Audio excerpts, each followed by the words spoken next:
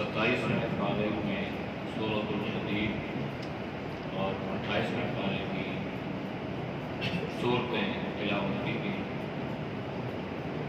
حدید جو ہے یہ لوہے کو کہتے ہیں۔ اللہ نے لوح پیدا فرمایا اور اس میں لوگوں کے لیے بہت سارے نفع کا سامان اللہ نے رکھ دیا۔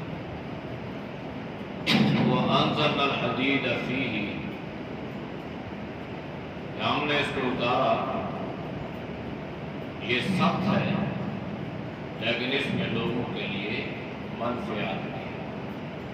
لڑائی کے لیے لوہے کا استعمال اور نفع رسانی کے لیے لوہے کا استعمال، اس سے صنعتیں اور بہت سارا دنیا کا جو سامان ہے اور جدید جو سائنس ہے ٹیکنالوجی ہے یہ لوہے کی محتاج ہے، اور لوہے کو اللہ نے پیدا فرمایا۔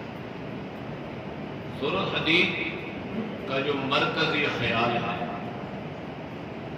وہ ہے انفاق فی سبیل اللہ، مال کو اللہ کے راستے میں خرچ کرنا۔ اس کے لیے اللہ نے قرآن کی اس آیت کو بیان فرمایا ہے، وَمَا لَكُمْ أَلَّا تُنْفِقُوا فِي سَبِيلِ اللَّهِ وَلِلَّهِ مِيرَاثُ السَّمَاوَاتِ وَالْأَرْضِ۔ تمہیں کیا ہو گیا ہے کہ تم مال کو اللہ کے راستے میں خرچ نہیں کرتے ہو، حالانکہ یہ ساری زمین اور آسمان جو ہے یہ اللہ کی میراث ہے۔ یہ اللہ نے جھنجھوڑنے والا انداز، بیدار کرنے والا انداز، ضمیروں کو بیدار کرنا اور احساس اور شعور دلوانا، اس لیے اللہ نے وَمَا لَكُمْ، کیا ہے تمہارے لیے، یا تمہیں کیا ہو گیا، یا تم کیوں مال اللہ کے راستے میں خرچ نہیں کرتے ہو، حالانکہ یہ زمین اور آسمان جو ہے یہ اللہ کی میراث ہے۔ مراد یہ ہے کہ اللہ نے زمین اور آسمان میں رزق کے بہت مواقع رکھے ہیں اور تمہارے خرچ کرنے سے یہ کم نہیں ہوگا، لہذا تم اللہ کے راستے میں خرچ کرو۔ انفاق فی سبیل اللہ کا مضمون قرآن میں بہت جگہ پہ گزرا۔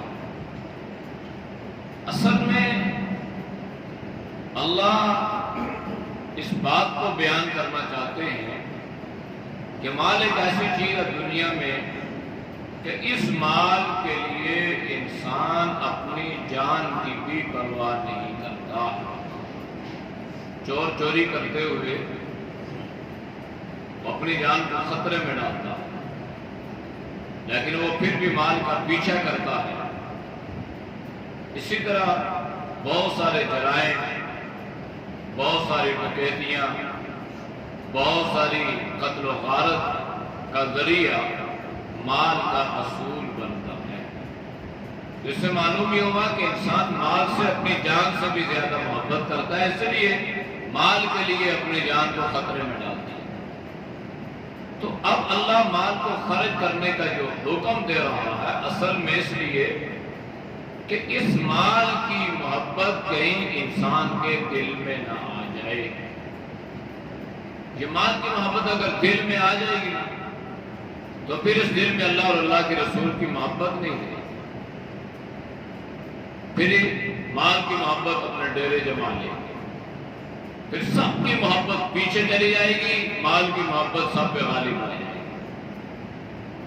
اس لیے اس مال کی محبت کو اللہ نے دل سے نکالنے کے لیے انفاق کا حکم دیا کہ اس مال کو خرچ کرو، اپنی ذات پہ خرچ کرو، اپنے گھر والوں پہ خرچ کرو، اپنے دوست احباب پہ خرچ کرو، اپنے خاندان والوں پہ خرچ کرو، اپنے کنبے قبیلے والوں پہ خرچ کرو، اللہ کے راستے میں خرچ کرو، مجاہدین پہ خرچ کرو، مساجد اور مدارس پہ جو ہے وہ خرچ کرو، اس لیے کہ یہ ساری چیزیں دین کی سربلندی کا ذریعہ بنتی ہیں۔ مال ایک ایسی چیز ہے کہ یہ خرچ کرنے سے بڑھتا ہے۔ علم اور مال یہ دو چیزیں خرچ کرنے سے بڑھتی ہیں، یہ کم نہیں ہوتی۔ اب یہ بات انسان کی سمجھ میں آ جائے کہ 100 روپے میں سے 10 روپے خرچ کر دیے تو 90 روپے رہ گیا، بڑھ کیسے گیا؟ اللہ تو کہہ رہا مال بڑھ رہا ہے، اور انسان کی سوچ یہ ہے اور عقلی تقاضا بھی یہ ہے کہ انسان جب خرچ کرتا ہے مال تو وہ مال اس کا کم ہو رہا ہے۔ تو یاد رکھنا، اگر 100 روپے پہ 10 روپے اللہ کے راستے میں خرچ کر دیے، پیچھے جو 90 روپیہ رہ گیا نا، اس 90 میں اللہ اتنی برکت عطا فرمائے گا کہ شاید یہ 90 روپیہ 200 روپے کی جگہ لے لے، یا اس 10 روپے کی برکت سے اللہ انسان کو کسی بڑے حادثے سے بچا لے گا، مال غلط جگہ خرچ ہونے سے اللہ بچا لے گا، اللہ کسی بیماری سے، کسی چوری سے، کسی نقصان سے اللہ بچا لے گا۔ تو جو مال وہاں پہ زیادہ لگ جانا تھا، وہ اس 10 روپے کی برکت سے اللہ نے اس مال کو بچا لیا۔ اس لیے اللہ فرما رہا ہے فَيُضَاعِفَهُ لَهُ أَضْعَافًا كَثِيرًا۔ یہ اللہ نے پچھلی باروں میں بھی اس آیت کو ذکر فرمایا، یہاں بھی اللہ نے مَنْ ذَا الَّذِي يُقْرِضُ اللَّهَ قَرْضًا حَسَنًا فَيُضَاعِفَهُ لَهُ وَلَهُ أَجْرٌ كَرِيمٌ۔ کون ہے؟ یہ بھی اللہ کے انداز ہے نا، کون ہے؟ من ذا الذی، کون ہے وہ؟ یقرض اللہ قرضا حسنا، اللہ کو قرض حسنا دے۔ تو جب اللہ کو قرض حسنا دیں گے تو جواب کیا ملے گا؟ فَيُضَاعِفَهُ لَهُ أَضْعَافًا كَثِيرًا۔ یہ اللہ اس کو بہت بڑھائے گا بھی، اور اللہ اس کے بدلے میں اجرن کریم، بہترین عزت والا اجر عطا فرمائے گا۔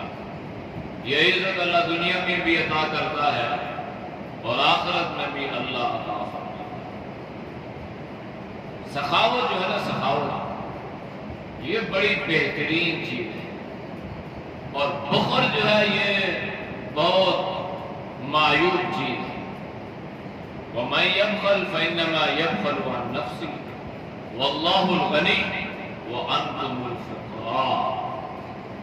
جو انسان مال خرچ نہیں کرتا وہ بخل کی وجہ سے نہیں کر رہا نا، حق والے کو حق نہیں دے رہا، اللہ کے راستے میں خرچ نہیں کر رہا، زکوٰۃ نہیں دے رہا، مال اس کے پاس ہے، مال اس کے بینک میں ہے، مال اس کا بہت ہے، لیکن خرچ کرتے ہوئے انسان پر گویا موت واقع ہوتی ہے۔ وہ اس کو قارون کا خزانہ بنا رہا ہے، اور وہ یہ سمجھ رہا ہے کہ یہ شاید مال اس کا ساتھ دے گا، مال نے ساتھ نہیں دینا، نہ جس کے لیے یہ مال کو جمع کر رہا ہے اسے ساتھ دینا ہے۔ مرنے سے بعد، دفن ہونے سے پہلے وہ رضا کی نظریں اس مال پر ہوتی ہیں، اور میں نے خود یہ باتیں سنی اور میرے سامنے اب بھی ایسے واقعات موجود ہیں کہ اولاد انتظار میں ہے، باپ مرے اور اس کی وراثت، اس کے مال پہ ہم قابض ہو جائیں۔ اور ایسا بھی ہوا ہے کہ باپ ابھی زندہ ہے، باپ موجود ہے، بیٹوں نے باپ سے ساری وراثت اپنے نام کروا لی، اور باپ کی عزت گھر میں رائی کے دانے کے برابر بھی تھی۔ یہ تھوڑی دعا سلام خدمت خاطر جو بات دفعہ ہوتی ہے نا، اسی لیے ہوتی ہے، پتہ ہوتا ہے کہ کل کوئی ہاتھ میں آئے گا، جب پتہ چل گیا یہ ہاتھ میں آ چکا ہے، پھر تو کون ہوں میں کون، پھر کوئی عزت، کوئی رسپیکٹ نہیں۔ یہ مال کی، ہاں یہ سب کی بات نہیں کر رہا، ایسا ہمارے معاشرے میں ہو رہا ہے۔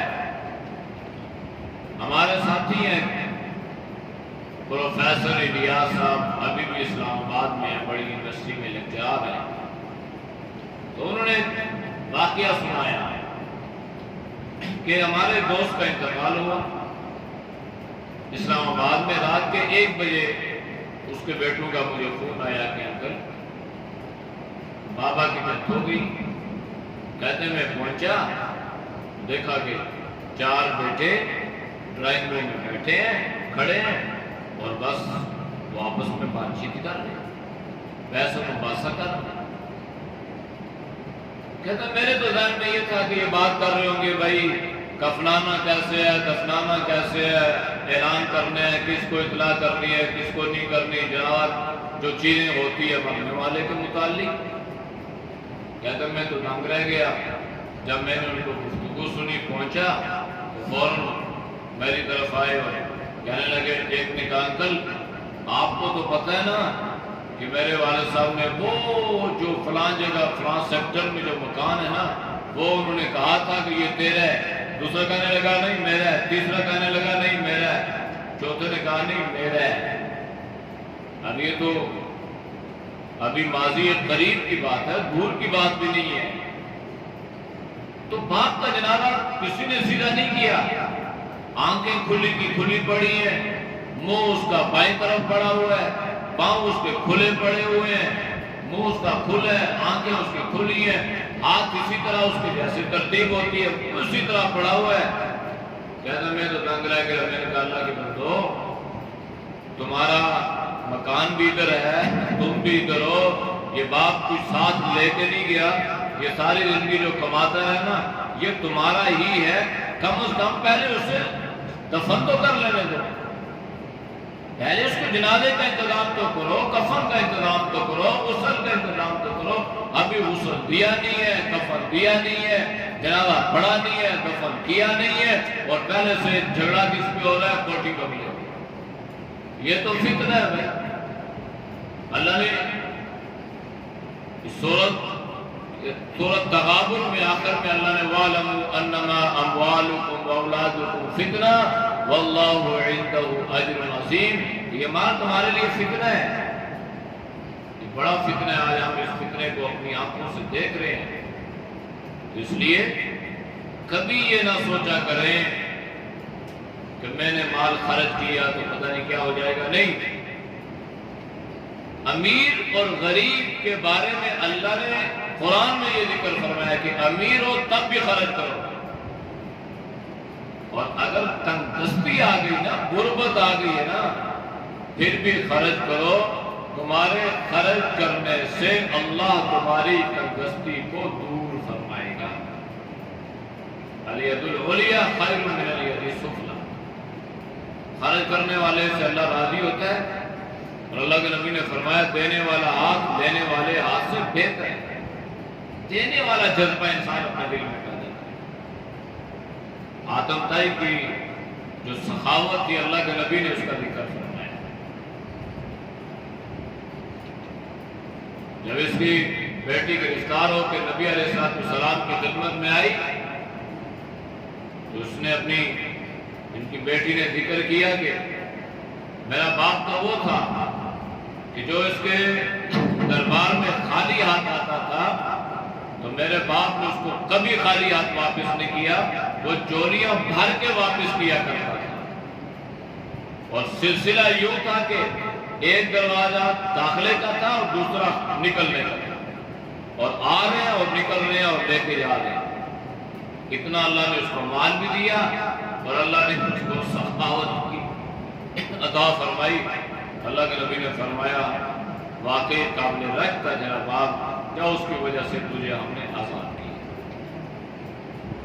تو یہ چیز بڑی اللہ کو پسند ہے۔ اچھا خرچ کرنا ہے، کس پہ خرچ کریں زیادہ اجر ہے؟ ایک سوال ہے۔ عمومی طور پر اس کو ذکر علماء اس لیے نہیں کرتے کہ سامعین کے ذہن میں شاید یہ بات آتی ہے کہ ہو سکتا ہے یہ اپنے بارے میں کوئی بات کرے، لیکن ایسی بات نہیں ہوتی۔ ایک عام مسئلہ یا عام بات بتانا مقصود ہوتی ہے۔ خرچ کریں جس پر بھی اللہ اجر عطا فرمائے گا، لیکن اس پر زیادہ اللہ اجر عطا فرمائے گا جس کے سینے میں علوم نبوت ہوگا، یعنی جو نیک صالح لوگ ہوں گے نا، ان پہ خرچ کرنا یہ دوہرا اجر ہے۔ نیک آدمی پہ خرچ کریں گے، وہ اللہ کی عبادت کرے گا، قرآن پڑھے گا، دعائیں کرے گا، نماز پڑھے گا، دعائیں کرے گا، وہ تو نیک ہے، وہ صالح ہے، وہ اللہ کے قریب ہے۔ تو اس لیے علماء نے لکھا ہے کہ خوش نصیب ہے وہ آدمی، خوش نصیب ہے وہ آدمی جس کا کھانا نیک صلحاء علماء لوگ کھاتے ہیں، ورنہ یہ سعادت بدور بادو نیس، یہ سعادت کسی کسی کو نصیب ہوتی ہے، ہر ایک کو یہ سعادت نصیب نہیں ہوتی۔ علماء کے گھر سے تو کھاتے ہیں، لیکن اللہ کے فضل سے علماء کو اللہ نے ایسی خودداری عطا فرمائی ہے کہ اس زمانے میں بھی نہ کسی کے سامنے ہاتھ پھیلاتے ہیں اور نہ کسی کے گھر جا کے کھاتے ہیں، ہاں کوئی دعوت دے تو الگ بات ہے۔ تو یہ شعور اور یہ احساس شہروں میں نہیں ہے۔ میں محسوس کرتا ہوں کہ بنسبت شہروں کے دیہاتوں میں یہ علماء کی قدر کے جذبے زیادہ ہیں، چونکہ اللہ کے فضل سے دین کی نسبت سے آنا جانا ہوتا ہے۔ تو کئی جگہوں پہ ایسی کارگزاریاں مجھے حافظ قرآن رمضان میں قرآن سنانے والے، تراویح میں قرآن سنانے والے وہ کارگزاریاں سناتے ہیں کہ پہلے دن سے لے کر آخری دن تک نہ ہم نے گھر میں افطاری کی، نہ ہم نے سحری کی، ہماری لگاتار دعوتیں چلتی رہتی ہیں۔ پھر یہاں تک کی نوبت آئی ہے کہ بعض جگہوں پہ انسان ایک دو افراد جو ہے، ایک گھر والا بھی بلا رہا ہے، دوسرا بھی بلا رہا ہے، پھر مسجد کی انتظامیہ بیٹھ کے طے کرتی ہے کہ بھائی آپ کس کے گھر جائیں اور کس کے گھر نہ جائیں۔ ایسی کارگزاری بھی آتی ہے۔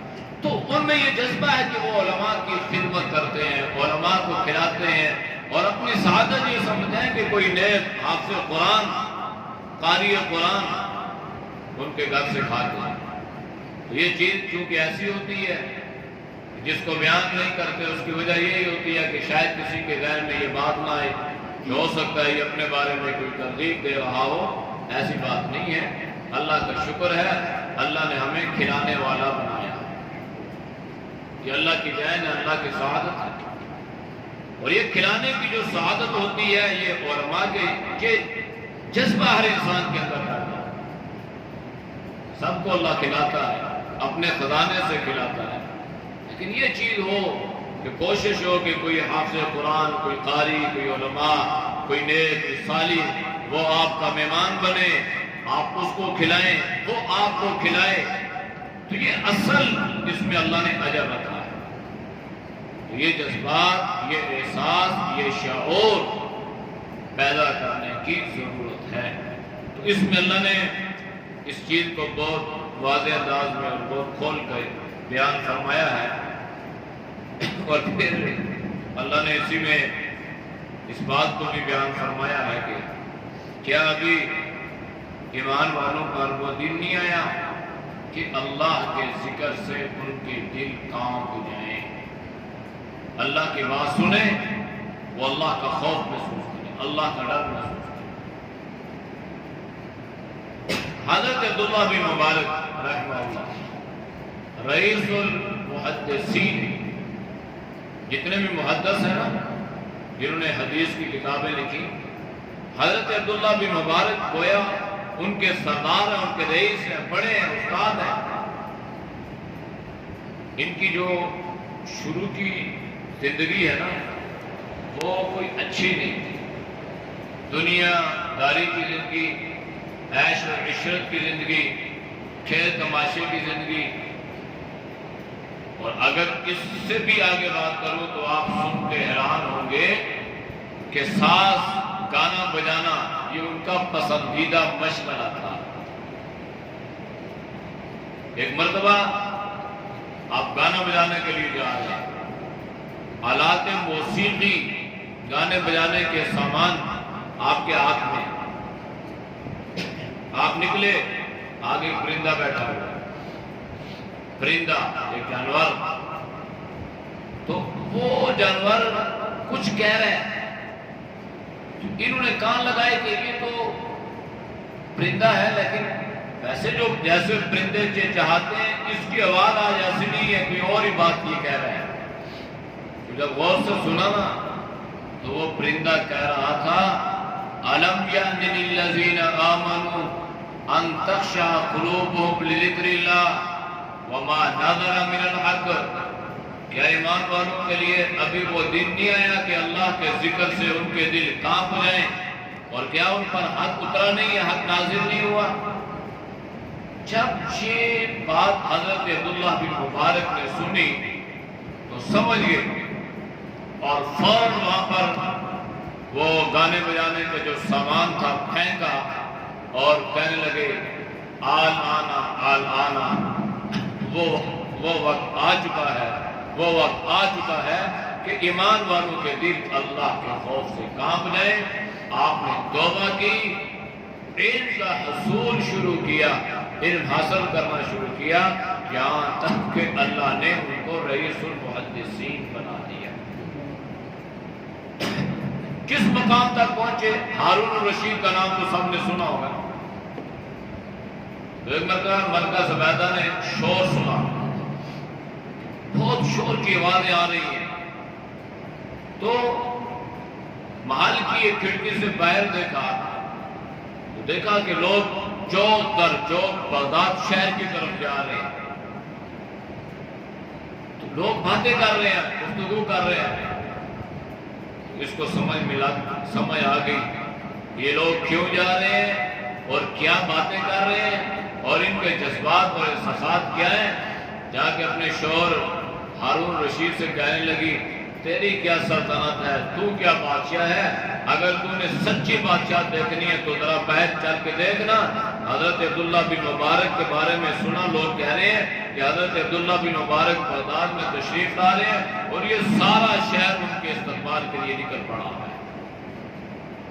اب کہاں وہ سامان گانا بجانا 2 4 10 20 آدمیوں کی جو ان کا ایک پروگرام چلتا تھا، اور کہاں یہ ہزاروں کا مجمع جو استقبال کے لیے آ رہا ہے۔ اور یہ بات ایک دفعہ جنید شیخ اللہ اس کی مغفرت فرمائے، اس نے کارگزاری میں سنائی کہ میں لندن میں جگہ جاتا تھا ہمیشہ، ایک رات میں وہاں پروگرام ہوتا تھا گانا بجانے کا، تو جب میں جاتا وہاں پہ تو 300-400 آدمی اس کلام میں ہوتا تھا، میرا بھی وہاں پہ 1 گھنٹہ گزرتا تھا، اور وہاں پہ گانا 7 منٹ کا یا 10 منٹ کا گانا تھا، اور اس کے بعد وہ اتنے ڈالر ملتے اور کھانے کھاتے اور آ جاتے۔ بس یہ کہتے ہیں کہ جب دین کی برکت سے میں نے توبہ کی اور اس ساری چیزوں کو چھوڑا، میں نے پھر اسی کلام میں بیان کرنے کے لیے گیا دین کی دعوت، جو گانے جہاں پہ جاتا تھا نا اسی جگہ وہ دین کی بات کرنے گیا، تو کہتا ہے کہ اب یہاں پہ 300-400 آدمی تھا، اب یہاں پہ 10,000 آدمی تھا۔ یہ تو عزت اور ہدایت اللہ جس کو مقدر میں رکھتا ہے اللہ اسے عطا فرماتا ہے۔ تو اس لیے یہ چیز انسان کو اپنے ذہن میں رکھنی چاہیے کہ ہمارے لیے وہ وقت آ چکا ہے کہ ہم توبہ کریں، استغفار کریں۔ جس قدر کثرت سے اموات کی شرح بڑھتی جا رہی ہے، آپ نے پرانے زمانے میں وقت گزارا ہوگا، ہمارے بزرگ کافی موجود ہیں، تو کبھی کبھار سنتے تھے کہ فلاں گاؤں میں، فلاں شہر میں، فلاں علاقے میں کوئی فوت ہو گیا، تو اموات جو تھی اس زمانے میں بھاری ہوتی تھی، انسان کے اوپر ایک دہشت طاری ہو جاتی تھی، ایک خوف کہ فوتگی ہو گئی، اس کا احساس، اس کا ڈر، اس کا خوف، اس کی ہیبت کئی دنوں تک گاؤں والوں پہ، رشتہ داروں پہ، دوست احباب پہ سوار رہتی تھی۔ یعنی اموات کی شرح بہت کم تھی، احساس اور شعور تھا، اور اب اموات کی شرح بہت بڑھتی جا رہی ہے۔ اس لیے ہر انسان کو اگلے لمحے کا انتظار نہیں کرنا چاہیے، جو لمحہ اللہ اسے عطا فرمائے اسی لمحے اسے توبہ کرنی چاہیے۔ اللہ ہم سب کو یہ توبہ نصیب فرمائے۔ اس صورت میں اللہ نے کچھ دنیا کی حیثیت پھر اللہ نے بیان فرمائی ہے کہ یہ دنیا کی زیب و زینت تمہیں دھوکے میں نہ ڈال دے، اور جان لو کہ یہ لو لعب ہے، کھیل تماشا ہے، بس تم آپس میں فخر کرتے ہو کہ فلاں کی کوٹھی اتنے کنال میں ہے اور فلاں کی اتنے کنال میں ہے اور فلاں کے اتنے پلازے ہیں اور فلاں کے اتنے، ایک دوسرے سے نا۔ تو اللہ نے فرمایا تفاخر بینکم وتکاثر فی الاموال، کہ تم بہتات، مال کی کثرت، اس پہ فخر، اولاد پہ فخر، مال پہ فخر، اس کی حیث، اس کی تمنا۔ تو اللہ نے فرمایا یہ ریت ہے، ریت۔ ریت کیوں؟ یہ ریت جب دور سے نظر آئیں گے، نظر آتی ہے نا، اس پہ دھوپ پڑتی ہے تو یوں نظر آتی ہے چمکتی دھمکتی جیسے شیشہ، اور جب انسان اس کے قریب پہنچتا ہے تو وہ صرف جو ہے وہ ریت ہی ہوتی ہے، وہاں کوئی چیز ایسی نہیں ہوتی۔ جس طرح وہ انسان کے لیے دھوکے کا سبب بنتی ہے، یہ مال بھی انسان کے لیے دھوکے کا سبب بنتا ہے۔ اس لیے مال اللہ نے دیا ہے، اس کو اللہ کے راستے میں خرچ کرنے کا جذبہ